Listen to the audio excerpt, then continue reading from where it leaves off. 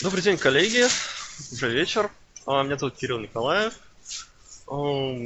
Сегодня я буду вам рассказывать про продолжение лекции Олега про управление привилегированными учетными записями. Я буду рассказывать про то, как управлять с локальными учетными записями, записями локальных администраторов на наших рабочих станциях и серверах.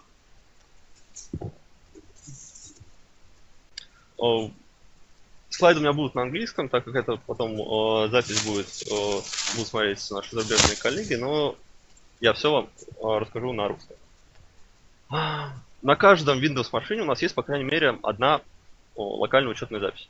Обычно эта запись обладает привилегиями локального администратора, и пароль от этой учетной записи никуда не синхронизируется, он на каждой машине какой-то свой, неизвестный. Иногда на нескольких машинах может быть одинаковый.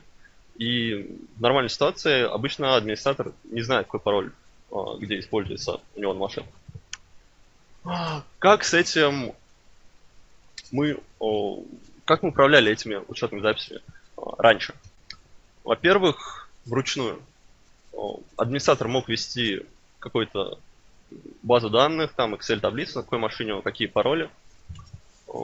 Кто-то использовал свои собственные скрипты по управлению этими паролями, например, стартап-скрипты, которые задавали специальный пароль на всех машинах IU. Когда Microsoft купил Policy Maker, у нас появился функционал Group Policy Preferences. Многие стали его использовать для управления учетной записью локального администратора, для управления группами локальных администраторов. Но как через некоторое время ключ шифрования этого пароля был опубликован на MSDN, и таким образом этот способ стал небезопасным. И, наконец, очень многие, и должен признаться, я в том числе, не всегда управляют этими паролями вообще. То есть понятия не имеют, на какой машине какой используется пароль.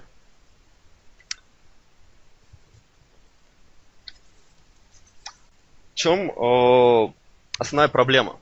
Почему важно управлять паролями локальных учетных записей, администраторских локальных учетных записей? Есть такая вещь, которая называется горизонтальное движение. Сейчас покажу на примере, что это такое. Вот у нас, допустим, есть в сети два компьютера. И пользователь, у которого есть пользовательские учетные записи на одном из компьютеров. Или там ему при помощи групповых политик разрешено входить на этот компьютер, а на другой, допустим, не разрешено. Он успешно своими учетными данными аутентифицируется на этом компьютере, пробует аутентифицироваться на другом, у него ничего не получается. На этих машинах одинаковый пароль локального администратора, символизирует зеленый ключик. В сети появляется злоумышленник. Злоумышленник каким-то образом получает доступ к одной из машин и извлекает оттуда, например, хэш этого самого локального администратора. Та самая атака PT хэш, о которой рассказывал Олег. Дальше, используя эти самые извлеченные учетные данные с одной машины, он аутентифицируется, используя их на другой машине, захватывает ее. На третьей машине тоже захватывает ее. И таким образом распространяется по вашей сети. Может добраться в том числе до рабочих станций администраторов домена и аналогичных привилегированных аккаунтов. Как сейчас Microsoft предлагает с этим бороться? Labs Local Administrative Password Solution. Как раз средство, которое призвано защищать нас от такого рода атак.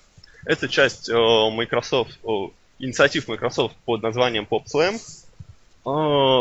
Prevent, как он расшифровывается, Proactive Operations Program on Securing Lateral Account Movement. То есть проактивная защита от вот этого самого бокового продвижения атакующих. Что он делает? Это средство на регулярной основе, как вы настроите, обновляет пароль локального администратора и сохраняет его в базу AD. Средство полностью поддерживается, например, саппортом. Существует оно уже много лет, по-моему, с 2006 года. Джерри Формасик, это сотрудник Microsoft, начал его писать под названием ADM-PVD, и это было в виде... Помню, сначала скрипты были какие-то. Теперь это средство официально распространяется Microsoft под брендом Labs, а Jiri пошел писать свою расширенную, улучшенную версию, которую он продает за деньги. Средство Labs абсолютно бесплатно. Для тех, кто любит DSC, существует модуль для наносервера, который делает то же самое, так как сейчас мы, так как средство Labs требует групповых политик, а на наносервере у нас этого нет, поэтому существует DSC модуль для этого. Почему он требует групповых политик, чуть позже рассмотрим. Процесс установки Labs очень простой. Первым делом нам нужно расширить схему. Почему? Потому что пароль хранится в AD в специальном новом атрибуте, который появляется у объектов компьютера. Дальше мы настраиваем разрешение нашим пользователям, сервис-деску, администраторам других серверов на их серверы, чтобы они могли этот пароль смотреть и управлять им. Наконец мы конфигурируем групповые политики. Labs полностью управляет групповыми политиками, очень удобно, посмотрим демонстрации. Распространяем, собственно, агента Labs. И дальше наслаждаемся нашей безопасной жизнью новой. Из чего состоит пакет Labs? Во-первых, Group Policy, расширение групповых политик. Это, собственно, основной его компонент, который отвечает за обновление пароля, за генерацию нового и смену и запись его в AD. Выполнен в виде DLL файла.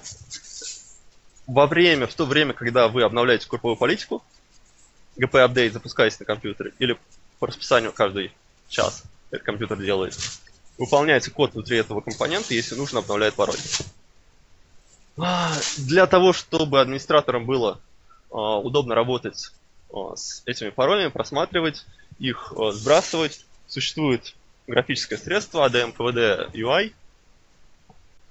Для того, чтобы можно было через PowerShell это же делать, для того, чтобы можно было настраивать, выдавать разрешения, существует модуль PowerShell ADM-PVD.ps.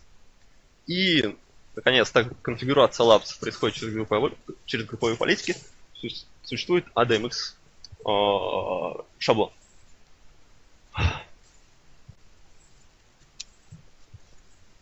Первым делом, после того, как для того, чтобы установить Labs, нам нужно расширить нашу схему. Это делается при помощи командлета update ADM PVD AD схема. В чем проблема этого командлета? Когда он расширяет схему, добавляя те самые два атрибута, которые нужны для хранения пароля, у этих атрибутов случайные гуиды назначаются. Гуиды дальше используются в назначении разрешений. И поэтому у нас нет способа какие-то брать скрипты из интернета и выполнять, и сразу у нас разрешение на эти атрибуты назначили бы правильно. Нет, такого по умолчанию с Labs делать нельзя. Но вот по этой ссылке Дэниел Урих предлагает свой метод расширения схемы без использования командлета при помощи LD-файлов напрямую. Он там выбрал два гуида, предлагает их всех к использованию.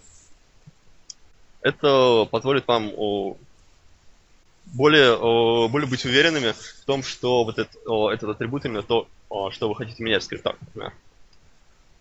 Собственно, два атрибута. MSC ADM PVD хранит в открытом тексте пароль локального администратора машины. Второй атрибут хранит время, когда этот пароль необходимо сменить. Эти атрибуты, они у учетной записи компьютера присутствуют. Объект типа компьютера. Вот, собственно, выполнив такую команду PowerShell, мы видим, что в свойстве MakeContain объекта типа компьютер появляются вот эти атрибуты. Как выглядит, собственно, сам атрибут, где у нас хранится пароль? У него есть, очень важно знать, что у него есть опции, которые перечислены в параметре SearchFlex. И они такие. Опция preserve and delete означает, что этот атрибут не будет очищен, когда вы удалите объект. То есть, если вы случайно объект компьютера удалили, но корректно его из AD на самом компьютере не вывели, вы, казалось бы, больше не можете на него попасть, потому что пароль локального администратора у вас случайный, объект компьютера удален, но этот атрибут не будет очищен, вы можете пойти в Deleted Objects и там найти, какой пароль локального администратора был на этой машине в последний раз. Это очень удобно.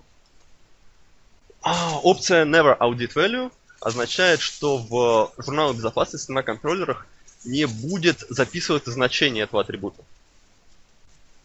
Если у вас есть CM-система какая-то, которая собирает журналы с контроллеров, в нее пароли локальных администраторов попадать не будут.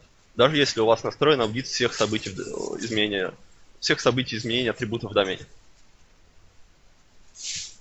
На RODC этот атрибут тоже по умолчанию не будет реплицироваться. Конечно, все эти атрибуты можно отключить. Если вы хотите, можете реплицировать на RODC, если вам это важно. Но не очень безопасно, так как это будет в открытом тексте. Самый важный атрибут confidential, он именно обеспечивает защиту вашего пароля от просмотра всеми пользователями домена. Дело в том, что атрибуты, у которых есть свойство confidential, могут читать только учетные записи, у которых есть право control access. Control access — это отдельная галочка в назначении разрешений DSL. Мы потом посмотрим на нее. Важно понимать, что Control Access входит в право All Extended Rights, которое в свою очередь входит в Full Control. То есть, если у вас учетная запись имеет право Full Control, она может смотреть пароль локального администратора. Если у нее есть право All Extended Rights, она тоже может смотреть пароль локального администратора. Как делегируется разрешение на этот атрибут?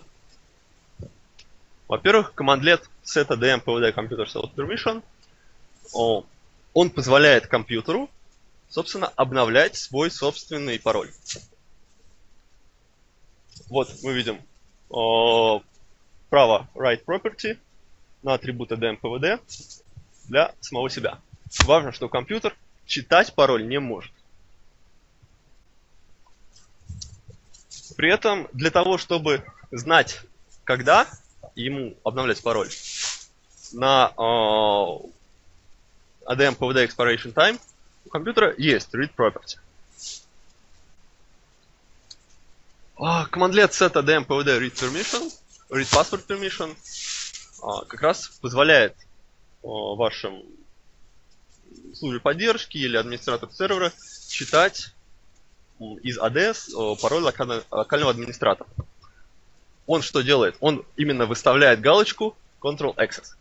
Если вот этой галочки нет, а есть только галочка Read Property, вы не сможете прочитать атрибут MCS ADM PVD. Также этот командлет добавляет право чтения Expiration Time. Но это абсолютно бессмысленная строка в вашей DSL, потому что на самом деле это право читать Expiration Time есть у всех пользователей, аутентифицированных пользователей домена. Если вы не хотите забивать себе DSL лишними записями, кто-то, может быть, старается это уменьшать, то можете смело вторую запись удалять, например, после выполнения этого командлета, или вообще его не использовать, а назначать вот такие права только на атрибут с паролем. Для того, чтобы сбрасывать пароль, нужно всего лишь разрешить писать в атрибут с временем его истечения. Потому что на самом деле вы пароль не сбрасываете. Вы просто даете компьютеру команду, что тебе бы пора бы его сменить. А он, если сумеет обработать это, он его сменит. Если сумеет обработать вашу команду. То есть по факту он просто прочитает, что пришло время сменить пароль и сменит его. Суммируем. Для того, чтобы Пароль хранится в открытом виде в атрибуте ADM PVDM. Защищен при помощи параметра Control Access. Важно, что для того, чтобы понять, кто у вас имеет права читать этот атрибут, у кого есть права Control Access, в комплекте с Labs поставляется вот этот командлет find ADM PVD Extended Right, который выведет вам всех пользователей и групп безопасности, которые имеют право читать. По умолчанию это только администраторы домена, но в сложных инфраструктурах, конечно же, может быть всякое. Читать этот пароль следует читать этот атрибут следует разрешать только администратору компьютера, службе техподдержки, в общем, кто у вас является администратором компьютера. Писать в этот атрибут нужно только самому компьютеру. Администраторам компьютера не нужно туда писать. И всем остальным следует запрещать доступ к этому атрибуту, контролируя разрешение Control Access. Атрибут с временем истечения читать можно всем, в этом нет ничего страшного. Писать туда пишут администраторы компьютера, чтобы дать команду сбросить пароль. И компьютер сам туда должен тоже быть способным записать, чтобы установить новое время истечения пароля после того, как он его сбросит. Запрещать на этот атрибут, в принципе, никому никаких ограничений не нужно ставить. Все вот эти вот 4 компонента, расширение групповых политик, шаблон групповых политик, графическая утилита управления и модуль PowerShell, они все находятся внутри одного MSI файла. MSI файлов 2 под разные разрядности операционных систем. Поэтому распространять Labs удобно и просто. Можно через AD делать, можно через SCM, можно вручную устанавливать. И, в принципе, любая система управления конфигурациями тоже поддерживает MSI. По умолчанию, если вы запустите этот файл без каких-либо параметров, или в тихом режиме, будет устанавливаться только расширение групповой политики. То есть для того, чтобы распространить Labs на все ваши компьютеры, вам не нужно думать ни о чем. Просто берете MSI в тихом режиме и распространяете. Устанавливается везде только расширение групповой политики, которое нужно, чтобы компьютер мог пароль своих пользователей обновлять. Важно, что не устанавливайте его на контроллеры домена. Почему? Потому что тогда у вас каждый контроллер домена пойдет обновлять пароль администратора в Active Directory. Сколько контроллеров домена, столько раз у вас будет обновлен пароль локального администратора, плюс записан в AD. Не очень хорошо с точки зрения безопасности, на мой взгляд. Посмотрим, как это дело конфигурируется. Вот у меня есть в AD компьютеры двух уровней, Tier 1 и Tier 2. У них разные администраторы. Я хочу, чтобы у них пароль локальной учетной записи обновлялся при помощи Labs. Для этого я на общем уровне создал специальную политику для этого. И сейчас буду конфигурировать Labs.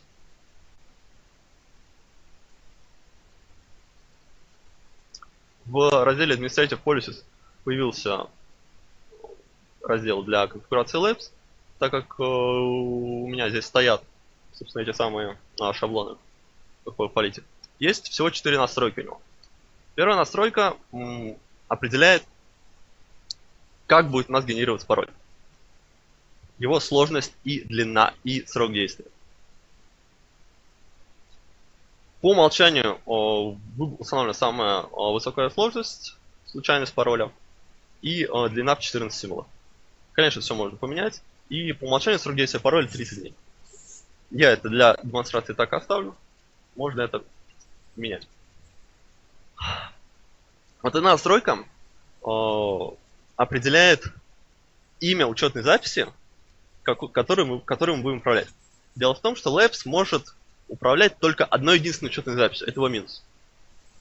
Только для одной учетной записи он может менять пароль. По умолчанию, если не конфигурировать эту настройку, это будет учетная запись локального администратора. Он ее находит по SID, поэтому совершенно не важно, какой у вас язык на операционной системе, он ее всегда найдет и будет ее управлять. Можно, конечно, задать свою кастомизированную. Я этого сейчас делать не буду. Вот эта настройка. Do not allow passive expiration time longer than required by policy. Определяет, сможет ли администратор, который устанавливает, когда пароль истечет у компьютера в следующий раз, сделать это больше, это время больше, чем было определено вот в этой самой первой настройке. Password H. Если вот эта настройка включить, компьютер каждые 30 дней будет менять пароль. Если сможет, конечно, достучаться до Active Directory. Если ее отключить, то администратор сможет сделать так, что у компьютера будет истекать пароль не через 30, а через 45 дней или что-то подобное. И вот эта настройка Enable Local Admin Password Management как раз включает Labs. То есть все предыдущие настройки мы их можем настроить, но у нас никакого изменения пароля на самом деле не будет производиться. Вот именно эта настройка включает этот самый механизм.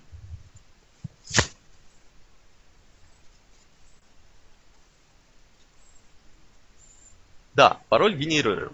Вот здесь вот на первом шаге мы как раз указываем на правила генерации. Его сложность. Мне неизвестно, что так можно было делать. Насколько я понимаю, здесь как Windows у нас не очень, в стандартном требовании сложности пароля Windows не очень много возможностей. Но если в стандартном для входа в систему у нас существует, можно написать кастомные правила проверки в виде DLL файлов. Я не знаю, можно ли это сделать здесь. Пока неизвестно. Про ограничение Labs уже немножко поговорили. Во-первых, только одним аккаунтом управляет. При этом можно вот имя учетной записи, которое управляется, можно как через групповые политики задавать, так и при установке MSI пакета есть параметр Custom Admin Name. Можно указать его прямо там при установке. Но по умолчанию рекомендую использовать GPO, и по умолчанию по сиду ищет локального администратора. Еще одно ограничение, у него нету никакой истории паролей. Атрибут перезаписывается постоянно. Поэтому для истории паролей используйте резервные копии Active Directory. Только так пока. Как непосредственно происходит процесс обновления пароля? Во-первых, начинается он с момента получения групповых политик. То есть при запуске GP Update. Или по расписанию, когда у нас обновляются групповые политики. Мы получаем от контроллера домена наши настройки групповых политик. Далее CSE Labs проверяет по атрибуту ADM PVD Expiration Time, а не пришло ли время менять пароль. То есть дата, которая записана в ADM PVD Expiration Time, не прошла ли она, или вот прямо сейчас, может быть, проходит.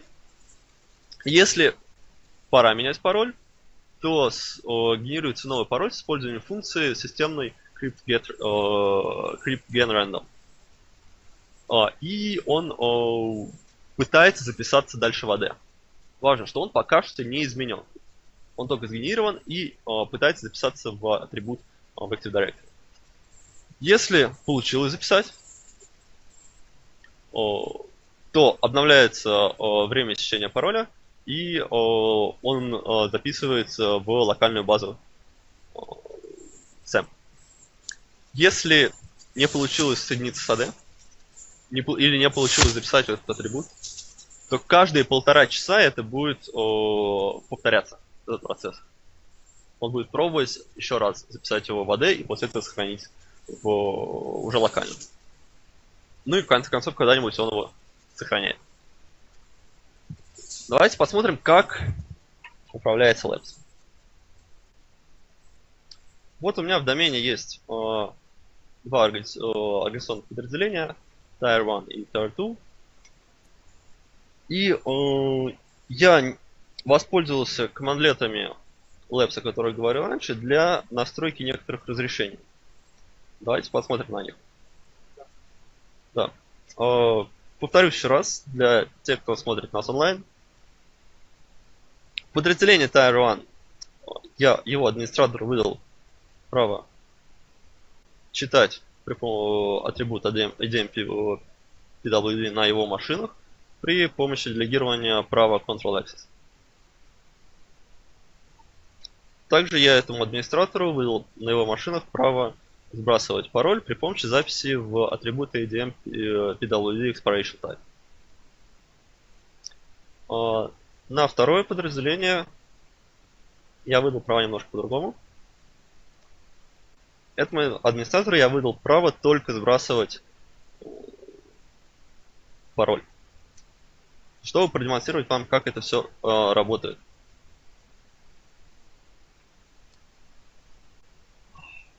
Давайте от имени сначала доменного администратора проверим, что же у нас происходит на машинах. На машине SRV1 мы видим, что пароля администратора здесь никакого нет у нас. На машине SRV2 ситуация аналогичная. Что нужно сделать? Нужно пойти обновить групповые политики на них.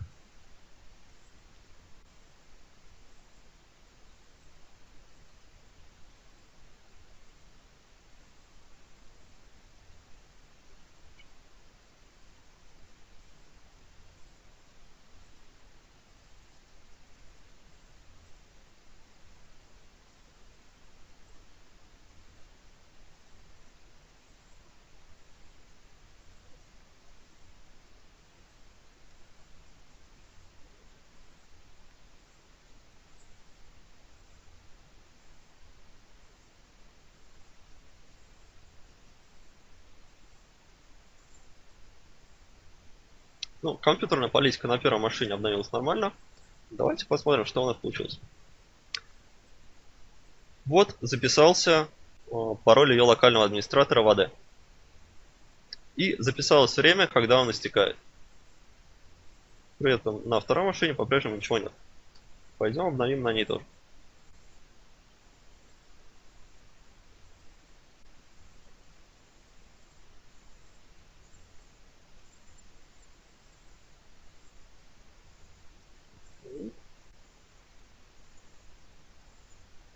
Так, по-русски тоже пишу.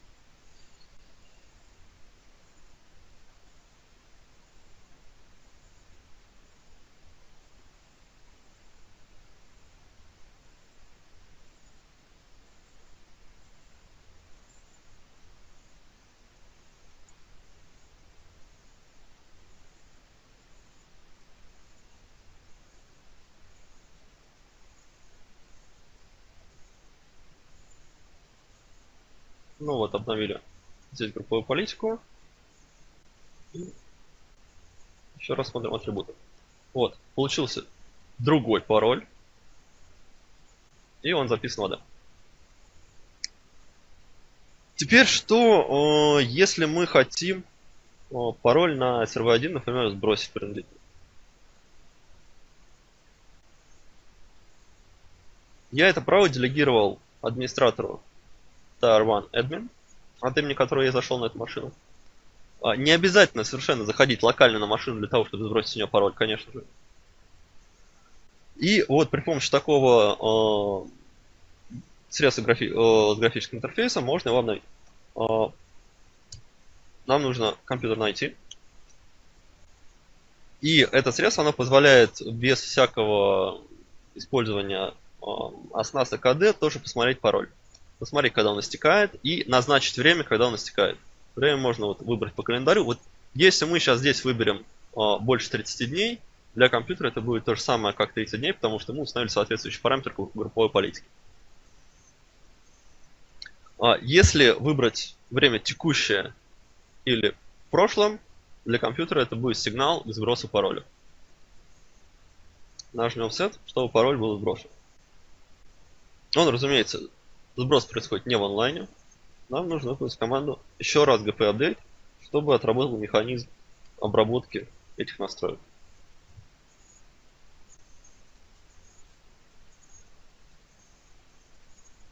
Вот мы видим, что пароль изменился. Expiration Time тоже изменился. У этой утилиты есть одна проблема. Нужно точно знать имя компьютера для того, чтобы узнать его пароль. То есть у нее нету никакого поиска, как у нас есть в привычных оснастках AD. Нет, кнопка работает, она просто выводит пароль. И кнопка это как бы инициировать. Вот это интересный вопрос. Давайте проверим.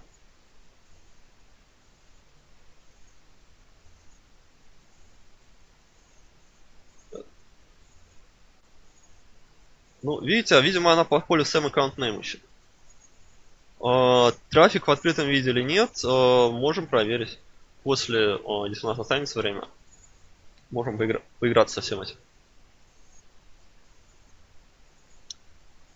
Что будет, если мы сейчас вот под этим пользователем пытаемся для второго сервера узнать пароль? Сервер 2, search, пустота. Мы видим только поле password expires, которые могут читать, как я сказал, все. Поле password мы не видим, потому что у нас нет разрешения. Если попробовать нажать кнопку set, чтобы сбросить пароль, это не получится, потому что таких разрешений тоже нет. На втором сервере другой администратор. Что же будет, если он попробует прочитать пароль локального администратора своего сервера? Ничего, потому что таких прав, как вы помните, я вам показал, я ему не выдал. Давайте выдадим.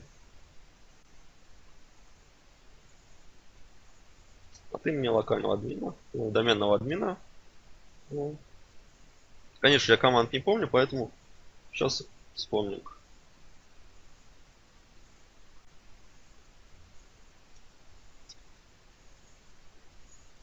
Вот этот командлет setAdm pvd read permission. Мы сейчас выполним. В параметр identity к этому командлету можно передавать как просто имя IU, так и distinguish name. Если у вас IU в домене уникально, подойдет просто имя. Если не уникально, тогда вам придется указать полностью его. У меня они уникальны, поэтому я могу просто указать так. Параметр allowed principals передаем, кому, собственно, это можно делать.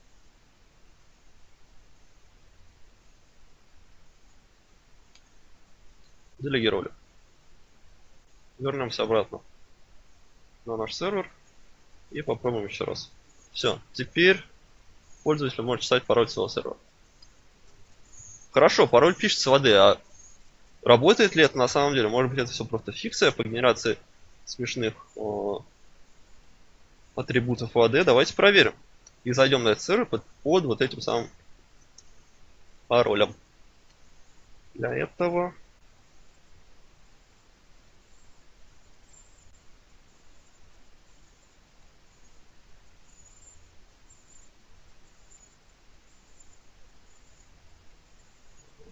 просто так сделаем.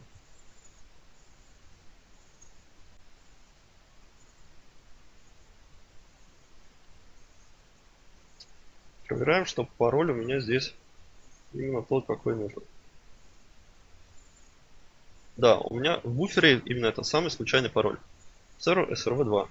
Пользователь локальный, SRV2 администратор. Вставляем.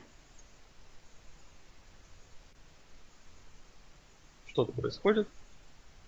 И мы зашли. Это действительно работает. В принципе, мы с вами посмотрели все, что есть в Labs. Он маленький и достаточно простой.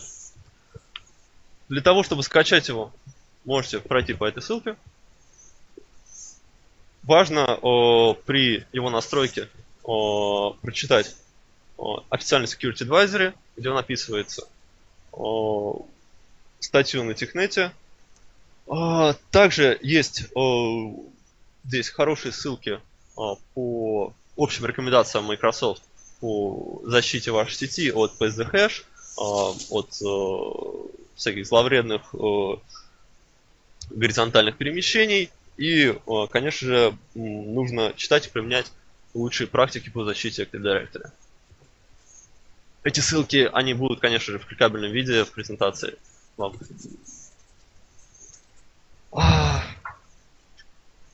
У меня на этом официальная презентация закончена. Спасибо за внимание. Теперь мы можем по вашим заявкам играть слэпс, смотреть трафик и прочее на все, что у вас есть с фантазией и время. Да, пароль хранится вода в открытом виде. Защищен атрибутом Control Access. Правом Control Access, да, правами доступа. Именно поэтому очень важно контролировать, кто у вас это право где имеет.